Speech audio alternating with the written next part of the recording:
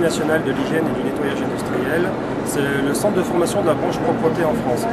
Nous sommes plusieurs centres en France, nous dépendons du centre de Vénissieux. Nous proposons des formations en alternance, soit en formation continue, soit en apprentissage.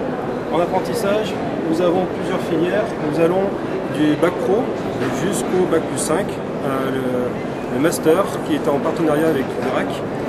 Et la formation continue, nous formons les agents d'entreprises de propreté, de tout type de secteur, de tout type de zone géographique.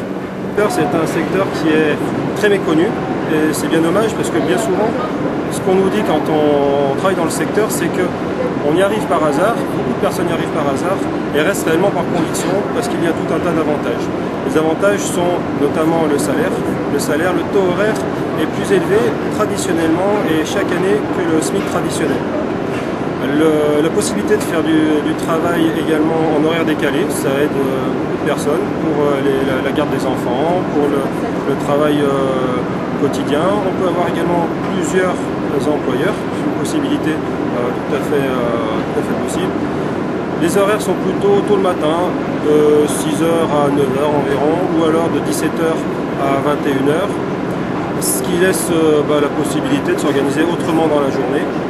Les horaires en journée sont un peu plus rares, c'est plutôt pour le nettoyage d'immeubles, le lavage de la vitrerie, le nettoyage en milieu hospitalier notamment. Les qualités requises pour travailler dans notre secteur, alors bien sûr qu'aujourd'hui les entreprises recherchent des personnes compétentes, formées, qui ont des capacités à utiliser du matériel qui n'est pas du tout celui qu'on trouve au centre commercial ou à la maison. Mais avant toute chose, une entreprise, elle cherche aujourd'hui quelqu'un capable d'appliquer de bonnes attitudes de service. Ce que j'entends par là, c'est d'être courtois, aimable, poli, d'être ponctuel, puisque la formation, finalement, certaines entreprises proposent de le faire directement sur le terrain, par l'intermédiaire de chefs d'équipe ou d'agents de maîtrise, d'inspecteurs, qui eux se chargent d'expliquer comment on utilise un produit, comment on utilise un matériel, comment on s'organise dans le nettoyage de bureaux, de nettoyage sanitaire ou de parties communes d'immeubles.